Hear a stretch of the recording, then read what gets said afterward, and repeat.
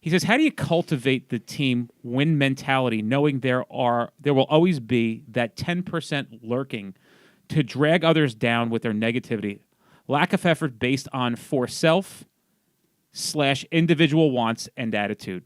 I mean, I have a little bit of an answer on this too, so I'm going to let you go first, and then I'll see if I can parlay off of it. Go ahead, Tom. Okay. Good question, right? And what I've always taught is the 90-10 rule. 90% of your time is spent on 10% of the people, unfortunately. And research actually shrinks that number, and research indicates more of a 5% that you really can't affect no matter how good you treat them, no matter what you give them. They have their own insecurities and their own demons that they're battling. Selfishness, unfortunately, is something that is a plague in our career, in our industry. My personal opinion, though, is I don't give them the time and the attention. I give the time and attention to the people that I think deserve it. And we have so many B students that we could develop into A students with just that little bit of TLC. But unfortunately, it just is inherent with supervisors that we tend to just, veer into the direction of dealing with those problem ones and the problem children. It's just unfortunate, though, because all that does is breed further attention, and then it gives more initiative for them to continue acting the way that they act. I think it's something that, unfortunately, we're always going to have, but really, you're in control of where you choose to dedicate your time and your energy. And I think that if more time and energy is going toward them, the other ones that are good feel that they're being neglected. So I say to, fight the urge, fight that, that temptation to just go down that road and give too much time and attention to those people, because it's not going to change. Always leaving your door open, though. If they choose to turn the light switch on, you welcome them with open arms. And the only way to do that is to make it seem like it's a better road ahead by being, part of the good group. Tommy's voice sounds like warm, hot chocolate in the winter. I mean, it is an amazing voice. I've got lost. And if you're trying to put a baby to sleep, this could be the right one. So I hope I'm not putting you to sleep. I'm going to read the question again. I'm going to give you my perspective on it. Not trying to steal any thunder at all. I'm sure that people wanted to hear from my perspective as well as Tommy's. How do you cultivate the team win mentality, knowing there will always be that 10% lurking to probably meant looking to drag others down with their negativity, lack of effort based on for self, individual wants and attitude? Well, let's go to the administrative level, and I don't know if Tommy said this because, like I said, I got lost in his voice, but I think this needs to be addressed at an administrative level. And I've been asked by many administrators, chiefs, captains, deputy chiefs, majors, colonels, lieutenant colonels, you name it. I've had conversations, and they've asked questions like this. What do we do with those people who we can't motivate? And it really does begin with the person at the top, the leader, to address this issue, to understand first that you have an issue, and secondly, then to begin to address it. And I don't think getting into a battle with the people who aren't happy is going to solve your issue. I think it's trying to find out what makes those people happy, what makes them tick, right? Not everybody's going to be a hard charger. We get this conversation all the time. Oh, you guys at work are lazy. Okay, guys have been lazy since the beginning of history. That's a fact. There's nothing new. Millennials are lazy. They're not. The culture of your agency is laziness, and they're going to gravitate towards culture. So it's not a game of starting a war with these people because you can't get rid of them. So it's a game of what are they looking to get out of it? And also, I think on the other side of the coin is to communicate to those in your agency that, look, we all are on the same team, but pick and choose who you want to be. Don't go along with the culture of somebody else because you think they're cool. I tell people that all the time. I get that question. Hey, I'm going into field training. What should I look out for? Look out for figuring out who you're going to be friends with at work, yeah. Right? Like that's what it comes down to. Like figure out who you're going to be friends with at work. And by the way, the guys who don't do anything aren't bad people. Sure. They're just not motivated, hard-charging workers. That's not their dynamic or DNA. I started in corrections. Dude, I look at that now and I'm like, man, that literally was killing me because, dude, I sat in a chair all day. I mean, that's for 8 hours, sometimes 16 hours. Mediocrity's okay. Right. Yeah. Like, it was brutal. I don't let somebody tell you anything different about corrections. It was brutal. I was just sitting there trying to figure out how to occupy my time. And for somebody like me who's productive, who couldn't stop, that's my normal, right? But some of the other people, it's not their normal. And, especially in New Jersey, we don't have the ability to just get rid of people because they're not performing. Rather than trying to lock horns, try to understand what they want, and try to accompany that, like appease them. You can win the hearts and minds of probably everybody. If you couldn't, there's probably an issue with what you're communicating. Oh, I got 94% of the guys think I'm great, but 6% think I'm an AH, right? Well, that's really not solving the issue. I would have constant open communication with those people who the 6% left. Like, look, guys, I'm not a bad guy. You've got to lay some humility on the table as a police leader and explain, I'm not a bad guy. I'm not trying to make life difficult for you. There's some things I know that everybody's not a hard charger. That's cool. What do you want out of this place? Because I'm going to make it happen, right? I want you to be happy. I want this place to be. And I know what the last guy did, or I know what this guy's doing. I know that this sergeant's giving you a hard time. Don't worry. I'm going to sit down with him next and address that. I never understood a police department that allows frontline supervision to misbehave. To be bad. Yeah, and it comes down to the same thing with business principles, right?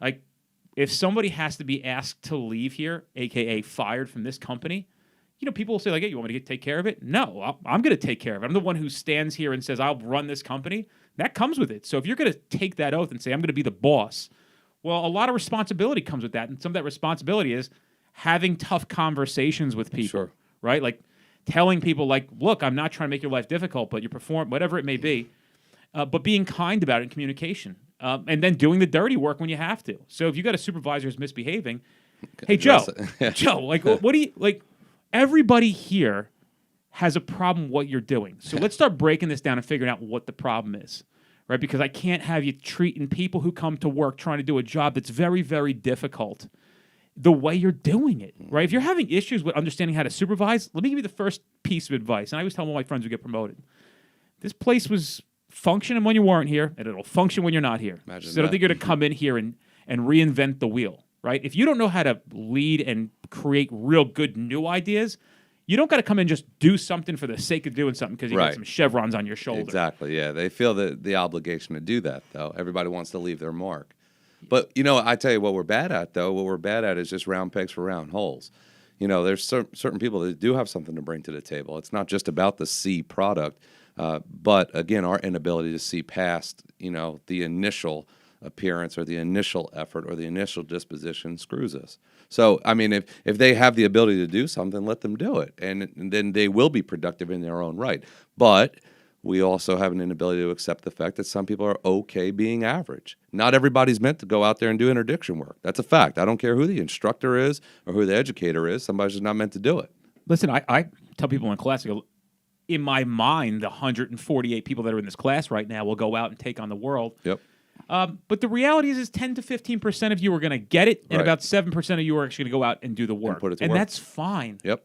If you sat through this class and learned how not to die, wonderful, right? Yep. Like you're going to just change your tactic on your motor vehicle stop, and your brain's going to open up to, oh my God, I could die any day or any minute at this job. But yeah, I mean, it's not for everybody. Nope. We're not for everybody. This is not for everybody. But what we're trying to do is have impact and give thoughtful ideas to law enforcement because we need help, folks. No doubt. Right? And this old school mentality of this is the way it was in 1973 and it still works in 2020 into 2021.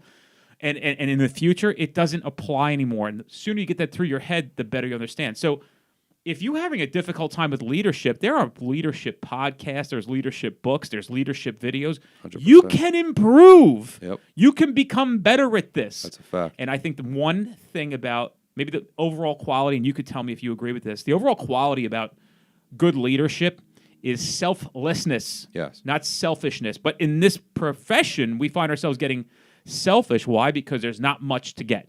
100%. So because there's not much to get, there's not an overabundance of what can I do? What can I give myself? There's not an overabundance of great schedules and great positions and good equipment and details and recognition and awards. It's always this, what can I get for me? When you can behave in a selfless manner and stand up for your guys and girls when they need to. You're the dad, right? Yep. Mom and your kids are looking at you. Daddy's got to do something. And when Daddy's a no-show because he's off at the bar drinking, he ain't much of a dad. And what I mean by that is when they're asking for help with these frontline supervisors or a personal issue, it's time to be their dad. Open up, be empathetic, care about them, and offer some help, because that's what you said when I said I will be this person. I'll take this position. You put your hand on the book and said I do, and it doesn't mean you get a $9,000 pay raise and the ability to be a JO to folks now. It means there's a new responsibility with it, and the Sure. responsibility is to lead. If you don't know how to lead, it's okay. Just don't pretend like you're leading and you're doing things that are incorrect. Somebody asked me this one recently. Hey, what if my supervisors don't know what they're doing? I go, well, then tell them what you're doing. Sure. Don't ask them what to do. Right. Just let them know what you're doing, Yeah. right? I mean, I got guys and girls that I worked for that had no clue. They didn't even know what I was doing. They couldn't figure out what I was doing. But it wasn't a conversation of like, yeah, this guy, he don't know nothing. We all know he doesn't know anything, right? We all know he doesn't know anything, or she doesn't know anything. We all know that. But you don't got to make it that way. No. Give the person the credit they deserve of Sure. wearing the chevrons. Let's be very clear here. This is not an opportunity for to take a shot at administrations as a whole.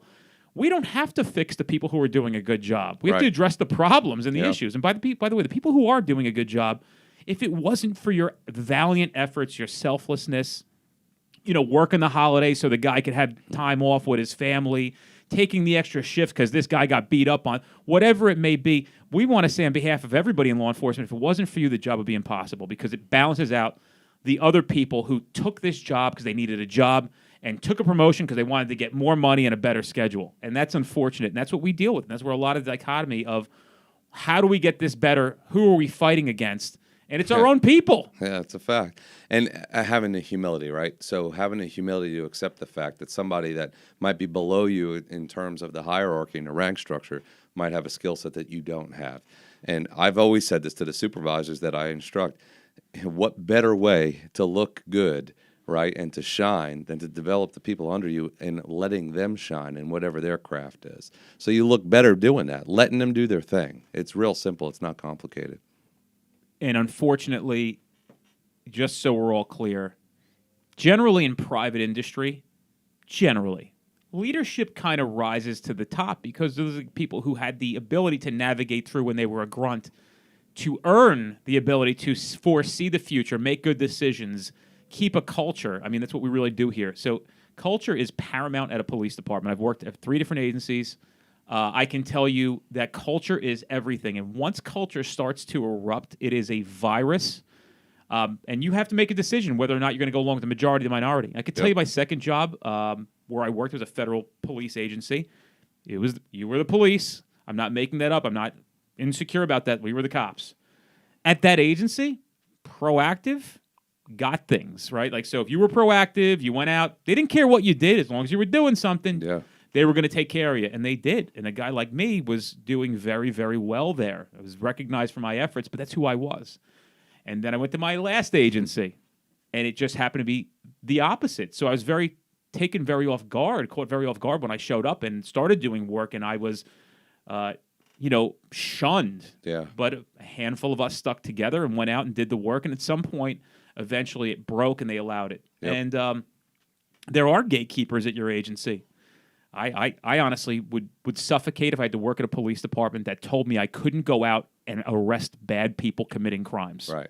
I just don't understand that. But we're not indentured servants either, right? So you always have the choice. And I tell people this. I'm not saying some people have easier choices than others because of a lot of the dynamics, but you have choices though, right? And I'm with you.